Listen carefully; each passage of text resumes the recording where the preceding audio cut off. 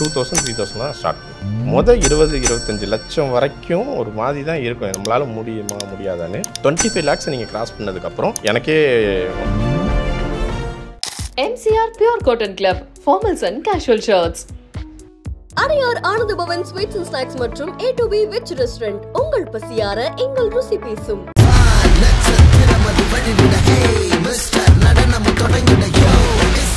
நமக்கு சின்ன வயசுலேருந்து ஒரு ஞாபகம் இருக்கும் இல்லையா, ஒரு கோடீஸ்வரன் ஆகணும். கோடீஸ்வரங்கிற ஒரு வேர்டு வந்து ரொம்ப எத்தனை கோடி வச்சிருந்தா கோடீஸ்வரங்கிறது இல்லை, நம்மளை பொறுத்த வரைக்கும் 1 கோடி வச்சிருந்தாலும் கோடீஸ்வரன் தான். அப்போ நம்ம வந்து கோடீஸ்வரனா ஆயிடணும்னு எனக்கு தோணுச்சு. நீங்கள் அந்த 1 crore அப்படிங்கிற டார்கெட்டை ரீச் பண்ணுறதுக்கு எத்தனை வருஷம் ஆச்சு? எனக்கு வந்து ஒரு 4-5 years. 4-5 அந்த நான் ஃபாஸ்ட்டாக அதுக்குன்னு ஒரு டார்கெட் வச்சு ஆரம்பித்தேன் இல்லையா, அப்போ வந்து சின்ன அமௌண்ட்லேருந்து ஸ்டார்ட் பண்ணி நான் எப்படி அவ்வளோ தூரம் போக முடியும்? என்னால் மிச்சம் பண்ணுறது கொஞ்சம் அமௌண்ட்டு தான். ஒரு 1000-2000 தான் என்னால் சேவ் பண்ண முடியும். எவ்வளோ உங்களால் சேவ் பண்ண முடிஞ்சு? அப்படி பார்த்தா நான் ஒரு 10 years தான் எடுத்துக்கணும். 1 crore வந்து 4-5 அந்த ஃபாஸ்ட் ட்ராக் மட்டும் நான் சொன்னேன். மொத்தமாக ஒரு 10 வருஷம் வச்சோம். அதுக்கு முன்னாடி நான் ஒரு 2000-3000 தான் ஸ்டார்ட் பண்ணேன் பர் மந்த். பட் நான் என்ன யூஸ்வலாக ஒரு மெத்தட் வச்சிருப்பேன்னா, என் சேலரி எவ்வளோங்கிறத தாண்டி அதில் நான் எவ்வளோ இன்வெஸ்ட் பண்ணுறேங்கிறது தான் ஃபஸ்ட்டு. ஸோ செலவு பண்ணிவிட்டு நான் இன்வெஸ்ட் பண்ண மாட்டேன். இன்வெஸ்ட்மெண்ட்டுக்காக எடுத்து வச்சிருவேன். ஃபஸ்ட்டு நான் சொன்ன 3000 பப்ளிக் ப்ராஃபிட் அண்ட் ஃபண்டில் ஆரம்பித்தேன். பட் மியூச்சுவல் ஃபண்ட் வந்ததுக்கப்புறம் ஒரு 5000 ஸ்டார்ட் பண்ணேன் பர் மந்த் 5000. அதுக்கப்புறம் கொஞ்சம் அக்ரெசிவாக போனால் தான் நான் வர முடியும்ட்டுன்னு அதெல்லாம் ட்ரேட் பண்ணுற மைண்ட் செட் எனக்கு கம்மி. ஆப்ஷன் ஃபியூச்சர் ட்ரேடிங் நான் பண்ணதில்லை. ஆனால் அது எப்படி ஒர்க் ஆகும் டெக்னிக்கலாக பார்க்குறதுக்கு ஒரு 2 times 6-5 years முன்னாடி ட்ரை பண்ணேன். டெக்னிக்கலாக பார்க்க ஒரு 5000 போட்டால் ஒரு 1 hourல பார்த்தா அது 9000 அப்படிலாம் காட்டுது. இவ்வளோ ஒரு ஃப்ளக்சுவேஷன் இருக்கிறத வந்து நமக்கு ஒத்து வராது அப்படின்னு அப்போவே புரிஞ்சுது. நான் அதை ட்ரை பண்ணுறதில்ல. இப்போ நான் வந்து சில்வரில் ஒரு 100% ரிட்டர்ன்ஸில் இருக்கேன். ஆனால் இப்போ போய் நிறைய பேர் ஃபாஸ்ட்டாக வாங்கிட்டு திரும்ப ஒரு 20% கிராஷ் ஆனோன்னு திரும்ப செல் பண்ணுறாங்க. எதையுமே நம்ம ஓட விட்டு பிடிக்கிறத விட அதை யாருமே கொஞ்சம் வேல்யூ பண்ணாத இருக்கும்போது வாங்கிடணும். இன்வெஸ்ட்மெண்ட்டுக்குள்ளே நம்ம வந்து வந்துட்டோம். டார்கெட் அப்போவே நீங்கள் வந்து நான் 1 crore ரீச் பண்ணோம் அப்படின்னு வச்சிங்களா? இல்லை இருக்கிறத நான் முதலீடு பண்ணுறேன் அப்படின்னு ஸ்டார்ட் பண்ணீங்க? எனக்கு 2015க்கு முன்னாடி வரைக்கும் எனக்கு அந்த மாதிரி எந்த டார்கெட்டுமே இல்லை. 2015க்கு அப்புறம் தான் இந்த டார்கெட்டை கொண்டு வந்தேன். ஆனால் அப்போ எனக்கு வந்து 1 crore வந்து ரொம்ப பெருசாக தெரிஞ்சுது. அது நீங்கள் இப்போ எங்கள்கிட்ட சொன்னாலும் எங்களுக்கு அப்படி தான் சார் கண் முன்னாடி 1 crore. இல்லை, அது நான் யார்கிட்ட பேசினாலும் அது வரும். ஆனால் இது எல்லாராலையுமே முடியும் அப்படின்னு ஒரு கான்ஃபிடென்ட் எனக்கு வந்து போக போக வந்தது. அந்த ஃபஸ்ட்டு ஒரு 25-30 lakhs நீங்கள் சேவ் பண்ணி உங்களோட கொண்டு வந்துட்டிங்கனாவே அந்த கான்ஃபிடென்ட் உங்களுக்கு வர ஆரம்பிச்சிடுது. இதுதான் நான் ஃபேஸ் பண்ணதும். மொதல் 20-25 லட்சம் வரைக்கும் ஒரு மாதிரி தான் இருக்கும். நம்மளால முடியுமா முடியாதான்னு 25 lakhs நீங்கள் கிராஸ் பண்ணதுக்கப்புறம் எனக்கே 1 crore நான் அந்த நமக்கு சின்ன வயசுலேருந்து ஒரு ஞாபகம் இருக்கும் இல்லையா, ஒரு கோடீஸ்வரன் ஆகணும். கோடீஸ்வரங்கிற ஒரு வேர்டு வந்து ரொம்ப எத்தனை கோடி வச்சிருந்தா கோடீஸ்வரங்கிறது இல்லை, நம்மளை பொறுத்த வரைக்கும் 1 கோடி வச்சிருந்தாலும் கோடீஸ்வரன் தான். அப்போ நம்ம வந்து கோடீஸ்வரனா ஆயிடணும்னு எனக்கு தோணுச்சு. அதனால் எனக்கு அந்த 30 லட்சம் தாண்டும் போதெல்லாம் எனக்கு கான்ஃபிடென்ட்டே வந்துருச்சு என்ன நான் பண்ணணும் அப்படின்னு. பட் ஆனால் நான் என்ன பண்ணுவேன்னா, எல்லா நாளுமே அதுக்காக ஒரு ஹவர் ஸ்பெண்ட் பண்ணுவேன் லேர்ன் பண்ணுறதுக்காக. ஆன்லைனில் ரொம்ப நான் புக்கு படித்து லேர்ன் பண்ணலாம் கம்மி தான். பட் நிறைய எக்ஸ்பர்ட்ஸ் 30 வருஷம் 40 வருஷம் இண்டஸ்ட்ரியில் இருக்கவங்க எப்படி பண்ணுறாங்க, இல்லை ஃபினான்ஷியல் அட்வைஸாக இருக்கிறவங்க என்ன அவங்களும் நிறைய ஷேர் பண்ணுவாங்க இல்லையா, அந்த மாதிரி விஷயத்தெல்லாம் கிராப் பண்ண ஆரம்பித்தேன். இதை நம்ம அப்படியே ஃபாலோ பண்ணணுன்னு. பட் ஆனால் ஃபினான்ஷியல் டிசிப்ளின் இருந்தால் எல்லாராலையும் இது சாத்தியம் அப்படின்ட்டு ஒரு ஸ்டேஜுக்கு அப்புறம் என் ஃப்ரெண்ட்ஸ், என் நோன் சர்க்கிள், ரிலேட்டிவ்ஸ் எல்லாமே இந்த 1 crore ஜர்னிக்குள்ளே கொண்டு வந்தேன். எனக்கு தெரிஞ்சதெல்லாம் கைட் பண்ணுறேன். இதெல்லாம் ப்ராப்பராக பண்ணால் கண்டிப்பாக முடியும்னு இப்போ நிறைய ஃப்ரெண்ட்ஸ் அதை பண்ணிகிட்டு இருக்காங்க. நீங்கள் அந்த 1 crore அப்படிங்கிற டார்கெட்டை ரீச் பண்ணுறதுக்கு எத்தனை வருஷம் ஆச்சு? எனக்கு வந்து ஒரு 4-5 years தான் ஆச்சு. 4-5 அந்த நான் ஃபாஸ்ட்டாக அதுக்குன்னு ஒரு டார்கெட் வச்சு ஆரம்பித்தேன் இல்லையா, அப்போ வந்து ஸோ 4-5 yearsல முடிச்சிட்டிங்க. இப்போது நீங்கள் சொன்ன மாதிரி நம்ம யார்கிட்ட போய் சொன்னாலும் இல்லை எனக்கே ஸ்டார்ட் பண்ணணும் அப்படின்னு நினச்சாலும் இங்கேருந்து பார்க்கும்போது அது பெரிய டார்கெட்டாக இருக்குது.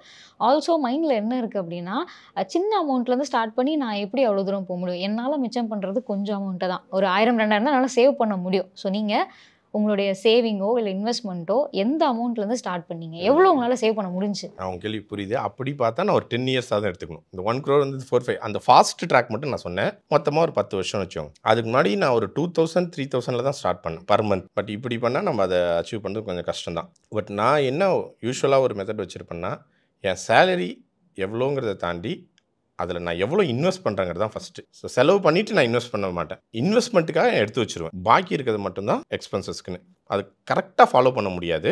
பட் மோர் ஆர் லெஸ் இந்த மாதம் நம்ம குறைஞ்சிச்சுன்னா அடுத்த மாதமோ இல்லை அடுத்த கம்மிங் மந்த்ஸ்லேயோ அதை கொஞ்சம் இன்க்ரீஸ் பண்ணுற மாதிரி ஏதோ பண்ணால் தான் நம்ம அந்த ட்ராக்லேயே போக முடியும். ஒவ்வொரு மாதமும் நம்ம காம்ப்ரமைஸ் பண்ணிக்கிட்டோம்னா கண்டிப்பாக கஷ்டம். எவ்வளோக்கு எவ்வளோ நம்ம ஸ்லோ பண்ணுறோமோ அவ்வளோக்கு எவ்வளோ நம்ம டார்கெட் வந்து இயர்ஸ் தள்ளி போயிட்டே இருக்கும். 2000 3000 தான் ஸ்டார்ட் பண்ணும். எவ்வளோ அமௌண்ட் வந்து இன்க்ரீஸ் பண்ணீங்க, எத்தனை வருஷம் கழிச்சு இன்க்ரீஸ் பண்ணீங்க? ஏன்னா நம்ம இப்போ இதையும் புரிஞ்சுக்கணும். நீங்கள் சொன்ன மாதிரி 2000 3000 மட்டும் நம்ம இன்வெஸ்ட் பண்ணிட்டே இருந்தோம்னா இந்த டைம் அப்படிங்கிறது அதிகமாக போயிட்டே இருக்கும். நம்ம கோடி அப்படிங்கிறத ரீச் பண்ணுறதுக்கு ஒரு கட்டத்தில் நம்ம வந்து பணத்தை அதிகமாக முதலீடு பண்ண வேண்டிய தேவை இருக்கும். ஸோ நீங்கள் வந்து என்ன பண்ணீங்க? ஸ்கில்ஸை டெவலப் பண்ணி வேறு ஆஃபீஸ் மூவ் பண்ணி உங்களோட சேலரி ஹைக்கை இன்க்ரீஸ் பண்ணி அந்த மாதிரி பண்ணீங்களா? இல்லை பாசிவ் இன்கம் ஏதாவது கிரியேட் பண்ணி இதில் முதலீடு பண்ணீங்களா? எவ்வளோ அமௌண்ட் இன்க்ரீஸ் பண்ணி? நான் ஒரு கப்புள் ஆஃப் இது பண்ணேன். ஒரு சொல்யூஷன் இல்லை. நடுப்புற நான் கொஞ்சம் நேரம் வந்து சில வருடங்கள் வந்து நான் வேறு கண்ட்ரிக்கு போய் ஒர்க் பண்ணேன். ஸோ எனக்கு அப்போ வந்து சேலரி அதிகமாக வருது. அந்த நேரத்தில் தான் இந்த ஹோம் லோனை கொஞ்சம் ஃபாஸ்ட்டாக க்ளோஸ் பண்ணேன். இன்வெஸ்ட்மெண்ட் ட்ராக்கையும் அதிகமாக கொண்டு போனேன். இப்போ எனக்கு வந்து ரிட்டர்ன்ஸ்லாம் வரா மாதிரி இப்போ சாவரின் கோல்டு பாண்ட் இப்போ கவர்மெண்ட் ரிலீஸ் பண்ணுறதில்ல. பட் அந்த பாண்ட் வந்த ஃபஸ்ட் இயரே நான் கோல்டு பாண்ட் வாங்கினேன். அப்போ அரௌண்டு 2800 தான் பர் யூனிட். அதுவும் ஆன்லைன் வாங்கினா அதுலேயும் ஒரு 50 rupees டிஸ்கவுண்ட். 2750 கிட்ட ஒரு யூனிட் 24 கேரட். இப்போ எனக்கு அதெல்லாம் அது வந்து இப்போ வந்து எனக்கு இதாகிட்டு இருந்தது. மெச்சூராக ஆரம்பிச்சு ஒன் ஆர் 2 years ஆயிடுச்சு. ஸோ எனக்கு வந்து அதில் இப்போ 11,000 வச்சுக்கோமே, 11,000 சம்திங் இருக்குது, 12,000 ப்ளஸ் இருக்குது 24, பட் 11,000 10,000 சம்திங் எனக்கு மெச்சூர் ஆச்சு. இதெல்லாம் எனக்கு என்னோட அந்த நெட் அசெட்டை ரொம்ப ஃபாஸ்ட்டாக இன்க்ரீஸ் பண்ணுச்சு. Into 3 times in 8 years. அது இல்லாமல் நான் இன்வெஸ்ட் பண்ண அமௌண்ட்டுக்கெலாம் ஒரு 2.5% எனக்கு இன்ட்ரெஸ்ட்டும் வந்துட்டு இருந்தது. அதெல்லாம் ரீஇன்வெஸ்ட் பண்ணிட்டே இருந்தேன். அதுலேருந்து வர இன்ட்ரெஸ்ட்டை காயின்ஸ் வாங்குறது. ஸோ கோல்டுலேருந்து ஒரு ரிட்டர்ன்ஸ் வந்து அந்த காயின்ஸு அந்த மாதிரி கோல்டை வந்து அக்குமுலேட் பண்ணேன். பட் ரொம்ப பண்ணியிருந்தோன்னா இன்னும் கொஞ்சம் ஃபாஸ்ட்டாக வந்திருக்கலாம். எனக்கு அவ்வளோ தெரியல. அப்போ வந்து நான் ப்ரெடிக்ட் பண்ணல கோல்டு இன்க்ரீஸ் ஆகும், பட் இந்த அளவுக்கு இன்க்ரீஸ் ஆகுமாங்கிறத நான் ப்ரெடிக்ட் பண்ணல. ஒன்று. இன்னொரு பக்கம் என்னோடய மந்த்லி சிப்பை ஃபஸ்ட்டு நான் சொன்ன 3000 பப்ளிக் ப்ராஃபிடென்ட் ஃபண்டில் ஆரம்பித்தேன்.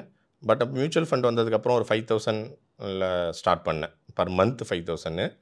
அதுக்கப்புறம் கொஞ்சம் அக்ரெசிவாக போனால் தான் நான் வர முடியும்ட்டுன்னு ஒரு 50,000 எடுத்துகிட்டு போனேன். அப்படி இன்டூ 10 times மியூச்சுவல் ஃபண்ட் சிப்பை கொண்டு வந்தேன். ஒரு முதலீடு மட்டும் போதும் அப்படின்னு இல்லாமல் இதுவும் டைவர்சிஃபைட் ரொம்ப முக்கியம். டைவர்சிஃபைட் ரொம்ப முக்கியம்.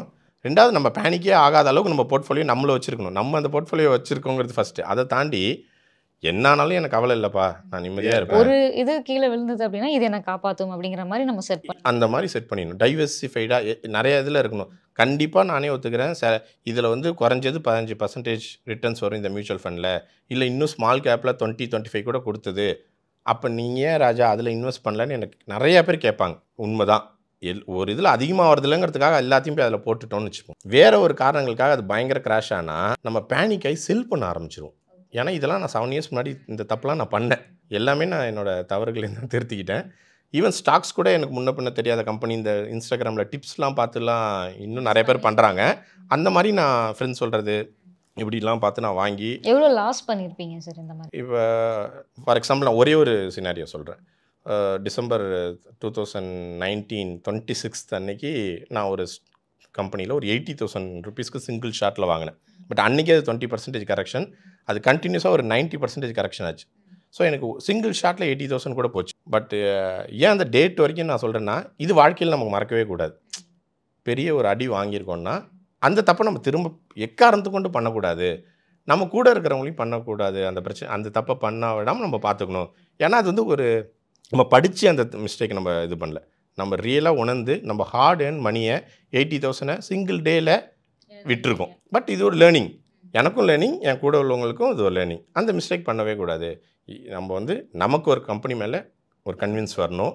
அந்த கம்பெனி ஸ்ட்ராங்காக இருக்கணும். அதேமாரி எனக்கு பாசிட்டிவாக நிறையா ப்ராஃபிட்ஸ் நல்ல கம்பெனியில் நல்ல ரிட்டர்ன் வந்தது. இப்போ நான் ரீசெண்டாக லாஸ்ட் இயர் வந்து என்கிட்ட கொஞ்சோண்டு மணப்புரம் ஃபினான்ஸ் ஹோல்டிங் இருந்தது. மணப்புரமோட ஒரு மைக்ரோ ஃபினான்ஸ் ஆசீர்வாதுன்னு அவங்களுக்கு வந்து செபியால் ஒரு சின்ன ஒரு நோட்டீஸ் போயிட்டு டெம்பரரியாக அதுக்கு ஒரு ப்ராப்ளம் வந்தது ஆர்பிஐட்டேருந்து. உடனே மணப்புரம் ஸ்டாக் வந்து பயங்கர ஃபால் ஆச்சு. பட் நிறைய பேர் பேனிக் செல் ஆகிருப்பாங்க, இப்போ செல் பண்ணியிருப்பாங்க. நான் வந்து அன்றைக்கி இதே மாதிரி தான். பட் நான் கோல்டு ETF அன்றைக்கி செல் பண்ணல. Luckily I have that 1 lakh என்கிட்ட இருந்தது. ஸோ வந்து 200+ இருந்ததை வந்து நான் ஒரு 1 lakhக்கு 150 ரேஞ்சுக்கு நான் அக்குமுலேட் பண்ணிட்டேன். பட் எனக்கு நல்லா தெரியும் மணப்புரமால் இதெல்லாம் ஈஸியாக ஓவர் கம் பண்ண முடியும். ஆர்பிஐ கொடுத்த ஒரு நோட்டீஸையும் அந்த ஆசீர்வாதில் வந்து அவங்க few months or few years போனாலும் நான் கவலைப்பட மாட்டேன். மணப்புரம் திவாலாகி போயிடவில்லை.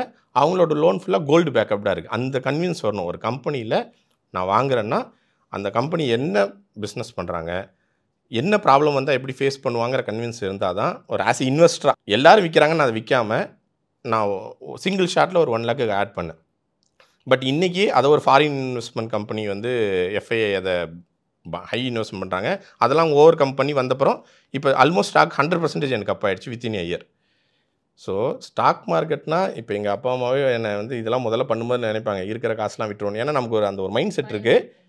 அந்த மைண்ட் செட் ஏன் இருக்குன்னா, இன்னி வரைக்கும் லட்சக்கணக்கில் கோடிக்கணக்கில் இழக்கிறவங்களும் இருக்காங்க ஃப்யூச்சர் அண்ட் ஆப்ஷன் ட்ரேட் பண்ணுறதுல. அதில் வந்து 10ல் 9 பேர் விட்டுறாங்க, ஒருத்தங்க நல்லா எடுக்கிறாங்க. இல்லைங்களே, நமக்கு அந்த திறமை இருக்காதா வாங்கிறதுல சந்தேகம் இருக்கும். ரெண்டாவது, நம்ம இன்வெஸ்ட் பண்ணுறது எதுவுமே நம்ம ஹார்ட் ஏர்ன் மணி தான். அப்போ நம்ம பிரின்சிபல் குறையாமல் பார்த்துக்கணும். அதில் வந்து ரொம்ப நான் தெளிவாக இருந்தேன். நான் ஒரு ஸ்டோரி சொன்னேன் இல்லையா, அது ஒரு பெருசு. அது மாதிரி ஒரு 5,000 10,000 இந்த மாதிரி எனக்கு சில லாஸ்லாம் ஆயிருக்கு. ஸோ இது எதையுமே நான் லேர்னிங்காக எடுத்துக்கிட்டேன். அந்த தப்பை திரும்ப பண்ணாமல் வச்சிட்டேன். பட் அதெல்லாம் தாண்டி இன்னும் நீங்கள் நல்ல கம்பெனியை நல்ல ப்ரைஸில் வாங்கினாலும் ஏதோ சில ரீசனுக்காக அது டவுனில் போகும் தான். பட் அதுக்காக நம்ம ஒரி பண்ணக்கூடாது. ஆஸ் இன்வெஸ்டராக தான் பார்க்கணும். பிஸ்னஸ்னால் ப்ராஃபிட் அண்ட் லாஸ் ரெண்டுமே இருக்கும். ஃபிக்ஸட் இன்கம் பின்னாடியே போயிடணும் இல்லாமல் இது இருக்கும். அதை நம்ம என் கம்பெனி இந்த 1 month சேல் ஆகலை, இல்லை 1 year ஆகலை, டக்குன்னு அதை விற்றுட்டு வெளில வர மாட்டோம். சொந்தமாக கடை வச்சுருந்தோன்னா அந்த டவுனையும் நம்ம ஃபேஸ் பண்ணி அந்த கம்பெனி கூட ட்ராவல் பண்ணணும், அந்த மைண்ட் செட்க்கு வர ஆரம்பித்தேன். பட் ஓவரால் போர்ட்ஃபோலியோ நம்ம ஒரு 20 கம்பெனிஸ் இன்வெஸ்ட் பண்ணியிருக்கோன்னா 4-5 நஷ்டமாக இருக்கா, இப்போ பரவாயில்ல, ஓகே. பட் நெக்ஸ்ட் பாக்கி இருக்கிற ஒரு 15 கம்பெனிஸ் என் போர்ட்ஃபோலியோவில் எவ்வளோ ப்ராஃபிட்டபுளாக இருக்குது. அதையும் தாண்டி ஓவராலாக மார்க்கெட் ஏதோ ரீசனுக்காகலாம் குறைஞ்சாலும் நம்ம ஹெட்ஜிங்காக வச்சுருக்க கோல்டு வந்து நம்ம போர்ட்ஃபோலியோவை ஒரு பேக்கப் கொடுத்துக்கிட்டே இருக்கும். நம்ம எவ்வளோ மைனஸில் பார்க்குறோமோ அவ்வளோக்கு எவ்வளோ பேனிக் ஆகும். அது ஆகாத அளவுக்கு என் கோல்டும் வந்து பேக்கப் பண்ணுற மாதிரி ஒரு செட்டப் பண்ணிட்டேன். ஸோ அதனால் கொஞ்சம் அப்படியே காமாக போயிட்டுருக்கு. இப்போ அந்த 1 crore அப்படிங்கிற டார்கெட் அச்சீவ் பண்ணுறதுக்கு என்னென்ன முதலீடுகள் உங்களுக்கு வந்து உதவி பண்ணுச்சு? மியூச்சுவல் ஃபண்ட்ஸ், டைரக்ட் ஸ்டாக்ஸ், இல்லை வேறு ஏதாவது முதலீடுகள் அந்த மாதிரி? ஒரு பர்டிகுலர் மெத்தடு எனக்கு அப்படி உதவுன மாதிரி நான் எடுக்கல. எல்லாமே நான் வந்து ரீஷஃபில் பண்ணிகிட்டே இருந்தது தான். ஃபார் எக்ஸாம்பிள், நான் 8 years முன்னாடி இந்த பணத்தை நான் இப்போ என்ன பண்ணுவேன்னே யோசிக்காமல் கோல்டு பாண்ட் வாங்கினது தான் இன்றைக்கி இன்டூ 3 times எனக்கு ரிட்டர்ன் வருது. இதையும் நான் பிரித்து தான் போட்டுட்ருக்கேன். கோல்டு பாண்ட்ஸ் முதல்ல ஒரு முதலீடாக நம்ம வச்சுப்போம் வந்துச்சு. அதுக்கப்புறம் எனக்கு அப்பயே பேசிவ் இன்கம் வராமல் இப்போ சீனியர் சிட்டிசன் ஸ்கீம்லலாம் கொடுத்தேன். அது பெரிய ரிட்டர்ன் இல்லாட்டியும் ஒரு 8.something% எனக்கு இயர்லி வந்துக்கிட்டே இருந்தது. இதுக்கப்புறம் கோல்டில் எனக்கு அதிக ரிட்டர்ன்ஸை தாண்டி மியூச்சுவல் ஃபண்டில் கொஞ்சம் வந்தேன் இல்லையா, ஸ்மால் கேப் மியூச்சுவல் ஃபண்ட்ஸை 2021-22 நான் செல் பண்ண ஆரம்பித்தேன். இப்போவும் அதிக ரிட்டர்ன் கொடுக்குதே, அதை வாங்கலாமேன்னு என்ன நிறைய பேர் என் ஃப்ரெண்ட்ஸ் சர்க்கிள் கேட்பாங்க. ஆனால் நான் என்ன யோசிக்க ஆரம்பித்தேன்னா, ஸ்மால் கேப் ஓவர் வேல்யூடாக இருக்குன்னு எனக்கு தோண ஆரம்பிச்சு. ஸோ ப்ராஃபிட் புக் பண்ணணும், என்ன தான் நல்லா பர்ஃபார்ம் பண்ணாலும் ரியலைஸ் பண்ணால் தான் ப்ராஃபிட்ங்கிற ஒரு மைண்ட் செட் வந்தேன். அது இல்லாமல் நம்ம ஒவ்வொருத்தவங்களுக்கும் ஒரு பேனுக்கு இப்போ long term capital gain 1.25 lakhs book பண்ணணும். அதுக்கு 0 tax. இதை நான் மட்டும் எந்த ப்ராஃபிட்டுமே ரியலைஸ் பண்ணாமல் வச்சுருந்தேன்னா 10 வருஷம் கழிச்சு நான் எடுக்கிறேன்னு வச்சுப்போம். அப்போ கவர்மெண்ட் என்ன பாலிசி மாற்றிருப்பாங்கன்னு தெரியல. இன்க்ரீஸ் கூட பண்ணிக்கலாம். இப்போ 1லேருந்து 1.25 பண்ணாலும் 10%லேருந்து 12.5 டேக்ஸும் இன்க்ரீஸ் பண்ணுறாங்க. ஸோ நான் வந்து அப்போ என்ன பண்ண ஆரம்பிச்சேன்னா, ஒரு பக்கம் நான் மியூச்சுவல் ஃபண்ட் இன்வெஸ்ட் பண்ணிருப்பேன், ஆனால் இன்னொரு பக்கம் மியூச்சுவல் ஃபண்டை செல் பண்ண ஆரம்பித்தேன். செல் பண்ணுறதையும் எடுத்து பார்ஷியலாக திரும்ப மியூச்சுவல் ஃபண்ட்லேயும் இன்வெஸ்ட் பண்ணேன். பாண்டு வாங்க ஆரம்பித்தேன். பாண்டில் வாங்க ஆரம்பித்தப்பறம் எனக்கு இன்னொரு கான்ஃபிடன்ஸ் வந்துச்சு. என்னென்னா, அவங்க வந்து இந்த 10 to 11% நல்ல குட் பாண்ட்ஸில் வாங்க முடியும்.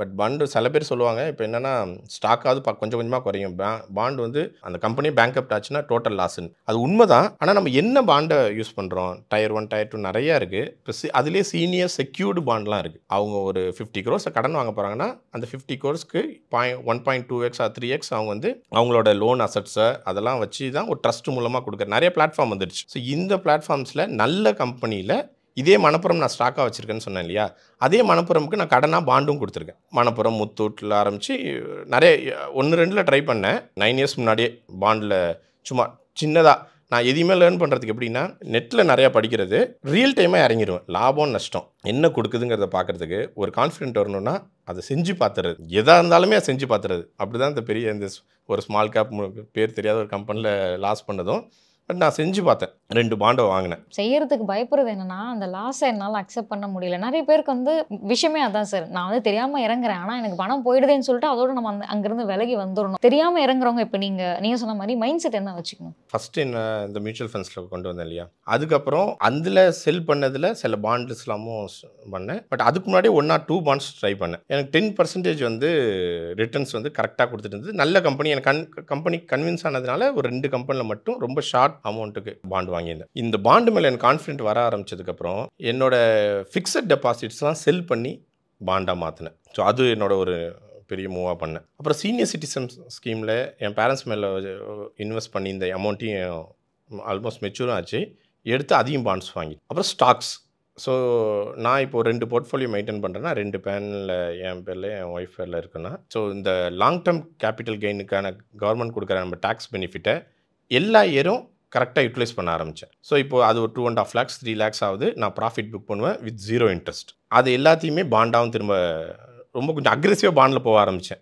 So I'm currently 40. ஸோ அதனால் எனக்கு கொஞ்சம் பாசிவ் இன்கம் தேவைப்படுது, அதிகமாக பாசிவ் இன்கம் வரணும்னு. ஸோ அதுக்கப்புறம் நான் என்னென்னா, என்னால் வந்து இன்வெஸ்ட்மெண்ட்டை ஃபாஸ்ட்டாக போயிட்டே இருக்கணுங்கிறதுக்காக நான் ஃபாரின் கண்ட்ரீஸ்லேயும் கண்டினியூ பண்ணவும் எனக்கு விருப்பம் இல்லை. ஸோ நான் என்னோடய பர்சனல் ரீசனுக்காக இங்கே வரணும் அப்படின்னு முடிவு பண்ணேன். ஸோ நான் இங்கே வந்துட்டேன்னா என்னோடய சேலரி பெரிய டவுன் தான் ஆகும். அப்போ அதை எப்படி நான் ஃபுல்ஃபில் பண்ணுறது அப்படின்னு யோசிக்க ஆரம்பித்தேன். ஆனால் என்னோடய லைஃப் ஸ்டைலில் இப்படி தான் இருக்கணும்னா அப்படி தான் மெயின்டைன் பண்ணிக்கணுங்கிறதுல ஃபஸ்ட்லேருந்தே ஒரு ஸ்ட்ராங்காக இருந்தேன். அதனால் எனக்கு வந்து கொஞ்சம் கஷ்டம், அது ப்ராக்டிக்கலாக கஷ்டம். பட் அதை ட்ரை பண்ணால் ஒரு 1 or 2 years உங்களுக்கு அந்த மைண்ட் செட் வந்துச்சுன்னா போதும், ஃபினான்ஷியல் டிசிப்ளின் வந்துச்சுன்னா போதும். அக்ரெசிவ் இன்வெஸ்ட்மெண்ட் தான், பாண்டில் இன்வெஸ்ட் பண்ணணும், பாண்ட்லேருந்து நமக்கு ரெகுலர் பேசிவ் இன்கம் வரணும். அந்த பேசிவ் இன்கம் எல்லாம் மியூச்சுவல் ஃபண்ட் மூலமாக சிப்பாய் மியூச்சுவல் ஃபண்டுக்குள்ளே போகணும். ஒரு ஆட்டோமேட்டிக் ப்ராசஸ் எவ்ரி மந்த் நடக்கணும். அந்த மியூச்சுவல் ஃபண்ட்ஸ்லேயும் இப்போ ரியல் முடியும் போதோ ஏதோ நம்ம எப்போல்லாம் அது இயர் முடியுதுங்கிறதுக்காக மார்ச்சில் தான் போய் ப்ராஃபிட் புக் பண்ணாமல் ஒரு 3-4 months முன்னாடியே நான் பார்க்க ஆரம்பிச்சிருவேன். ஏன்னா மியூச்சுவல் ஃபண்டாக இருக்கட்டும் இல்லை இண்டிவிஜுவல் ஸ்டாக்ஸ் மோஸ்ட்லி மியூச்சுவல் ஃபண்டில் இருக்காது. அது சில அதில் ஒரு 3-4 போர்ட்ஃபோலியோன்னு பிரித்து வச்சுருக்கேன் ஒவ்வொரு பக்கெட்டுக்காக. பட் ஸ்டாக்ஸில் எது ஓவர் வேல்யூட் ஆகுதுன்னு பார்ப்பேன். ஃபார் எக்ஸாம்பிள் ஒரு L&T இந்த மாதிரி கம்பெனிஸ், சில கம்பெனிஸ்லாம் லாங் டேர்ம் இன்வெஸ்டராக இருக்கேன், ஒரு 7-8 வருஷமாக ஹோல்ட் பண்ணுறதுலாம் இருக்கும். அதுலேருந்து எனக்கு ரெகுலராக டிவிடெண்ட் வரும், எவ்ரி குவார்ட்டர் வரும். சில இதில் ஒரு 2 months டிவிடெண்ட் ஏதாவது ஸ்ட்ராட்டஜி வச்சிருக்கீங்களா, இந்த அமௌண்ட் எனக்கு டிவிடெண்ட் வரணும் அப்படிங்கிற மாதிரி? ஃபிக்ஸடு ஸ்ட்ராட்டஜி இல்லை, பட் வந்து இவ்வளோ பர்சன்டேஜ் அளவுக்கு வர அளவுக்கு நான் ரொம்ப டிவிடெண்ட் ஓரியன்ட் ஸ்டாக் நான் போகிறதில்ல. பட் க்ரோத் கம்பெனி வச்சுருப்பேன், வேல்யூ பேஸ்டாக பார்ப்பேன். தவிர டிவிடெண்ட் ஓரியன்டாக அப்படிலாம் ஃபஸ்ட்டு ட்ரை பண்ணேன். பட் அது வந்து பார்த்தா நம்ம கேபிட்டல் ரொம்ப அப்ரிசியேஷன் இல்லாத மாதிரி இருந்தது. பட் ஸ்டில் அது புதுசாக கற்றுக்கிற காலத்தில் ஒரு எக்ஸாம்பிள் சொல்லணுன்னா, நான் இந்தியன் ஆயில் கார்பரேஷன் ஸ்டாக்ஸாக கொஞ்சம் வாங்கினேன். இந்தியன் ஆயில் கார்பரேஷன் ஸ்டாக்ஸில் டிவிடெண்ட் ரெகுலராக ஆவரேஜாக இந்த ப்ரைஸ் வரும்னே நமக்கு தெரியும். எவ்ரி குவார்ட்டர் வருது இல்லை 2 quarters வந்து சொன்னால் இயர்லி எனக்கு எவ்வளோ வருதுங்கிறது தான் எந்த ஸ்டாக்ஸுமே பார்ப்பேன். இந்த IOCலேருந்து வர டிவிடெண்ட் அமௌண்ட்டில் என்னால் ஒரு இயருக்கு 5 cylinders வாங்க முடியும் அப்படின்லாம் வச்சேன். பட் அவங்க டிவிடெண்ட் பாலிசி மாற்றினாங்கன்னா என்ன ஆகும்னு கேட்காதீங்க. ஒரு அப்ராக்சிமேட்டாக இப்படிலாம் ஃபஸ்ட்டு திங்க் பண்ணேன். எப்படின்னா இந்தியன் கேஸ் கனெக்ஷன் வச்சுருக்கோமா, IOCயை வாங்கியிருக்கோம், IOCயில் ஸ்டாக் நம்ம வந்து ஷேர் ஹோல்டர், அதில் வர பேசிவ் இன்கமில் இயருக்கு ஒரு 5 cylinder அவனே நம்ம கொடுத்துட்ற மாதிரி, அவன் தனியாக கேஷ் கொடுத்துட்றான், நம்ம சிலிண்டர் வாங்கி போகிறான். அப்படிலாம் பண்ணேன். பட் அதுக்கப்புறம் யோசித்தேன், அது வந்து ரொம்ப எஃபெக்டிவ் மெத்தட் இல்லை, ஒவ்வொன்றுத்துக்கு டேக் பண்ணிலாம் பண்ண முடியாது. பட் ஓகே, IOC அப்படியே என் ஹோல்டிங்கில் இருக்குது, டிவிடெண்ட் வந்துகிட்டே இருக்கும். ஸோ இது மாதிரி நிறைய கம்பெனிஸ் HCL இது மாதிரி நல்ல டிவிடெண்ட்ஸ் கொடுக்குற கம்பெனிஸ் இருப்பாங்க. பட் என்ன இன்னொரு டிவிடெண்ட்டில் நான் பார்க்கணும்னா என்ன பார்ப்பேன்னா, இப்போ HCL ஒரு 1500 நீங்கள் வச்சுருக்கீங்க, இல்லை 1800க்கு போச்சு 1900 போட்டு வாங்குறவங்களும் இருப்பாங்க. நான் வந்து ஒரு 1000 வச்சுருக்கேன்னு வச்சுப்போமே, அவங்க இயருக்கு ஒரு 50 rupees மினிமம் கொடுத்துட்றாங்க 4 குவார்ட்டரில். 10 rupees or 12 rupees some special டிவிடெண்ட்லாம் சேர்த்தா 50 to 60. நான் 1000 rupeesக்கு வச்சுருக்கவங்களுக்கும் 50 to 60, 1900 rupeesக்கு HCL வச்சுருக்கவங்களுக்கும் 50 to 60 தான் வருது. ஆனால் எனக்கு 1000 rupeesக்கு 50 to 60னா 5% மேலே ஆல்மோஸ்ட் FDக்கான அமௌண்ட்டை நான் இன்வெஸ்ட் பண்ணியிருக்கேன் HCLல. அதில் வர ரிட்டர்ன், டிவிடெண்ட் ரிட்டர்ன் மட்டும் சொல்கிறேன், ஆல்மோஸ்ட் எனக்கு FD ரிட்டர்னை கொடுத்துருது. அதுக்கு மேலே இருக்கிற கேபிட்டல் அப்ரிசியேஷன்லாம் எனக்கு ஸ்டாக்கோட ஆக்சுவல் அதை நான் செல் பண்ணேன்னா என்னோட LTCGயில் லாங் டேர்ம் கேபிட்டல் கெயினில் போகும். ஆனால் அதில் வர ரிட்டர்ன்ஸ் இருக்குல்ல, ஃபிக்ஸடாக வருதில்ல, அது எனக்கு ஒரு FD ரிட்டர்னையும் கொடுக்குதில்ல. ஸோ இப்படிலாம் எல்லாத்தையும் கால்குலேட் பண்ணி தான் அப்புறம் HCLலே வர டிவிடெண்ட்டை ரீஇன்வெஸ்ட் பண்ணுறது. HCLலே திரும்ப ஒரு ஆப்பர்ச்சுனிட்டி நல்லா கிடைக்குதா பை பண்ணுவேன்.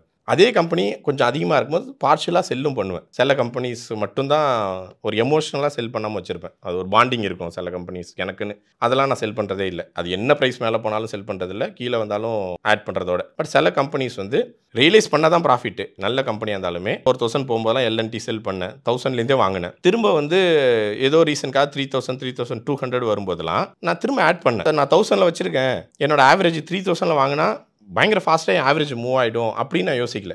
இது ஏன் இப்போ சொல்கிறேன்னா, பல பேர் அதை யோசிக்கிறாங்க.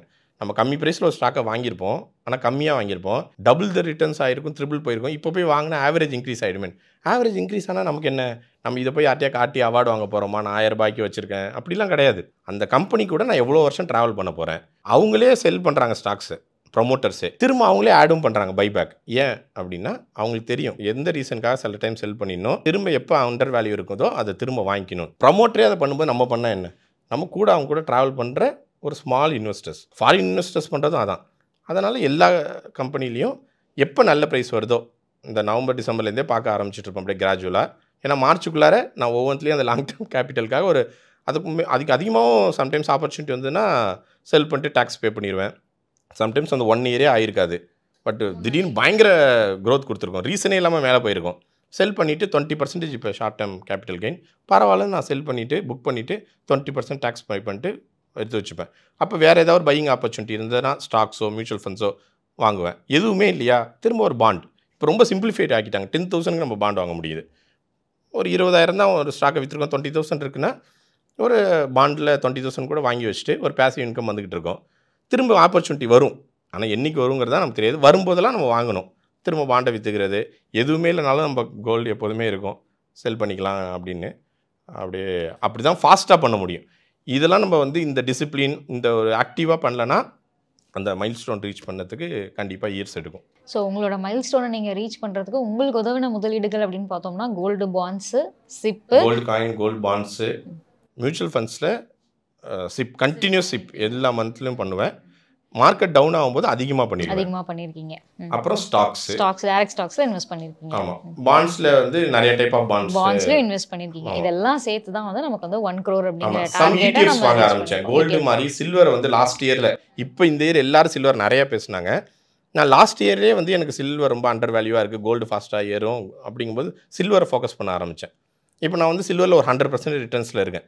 ஆனால் இப்போ போய் நிறைய பேர் ஃபாஸ்ட்டாக வாங்கிட்டு திரும்ப ஒரு 20% கிராஷ் ஆனோன்னு திரும்ப செல் பண்ணுறாங்க. ஸோ எதையுமே நம்ம ஓட விட்டு பிடிக்கிறத விட அதை யாருமே கொஞ்சம் வேல்யூ பண்ணாத இருக்கும்போது வாங்கிடணும் அப்படின்னு சில்வர் ஒன்று.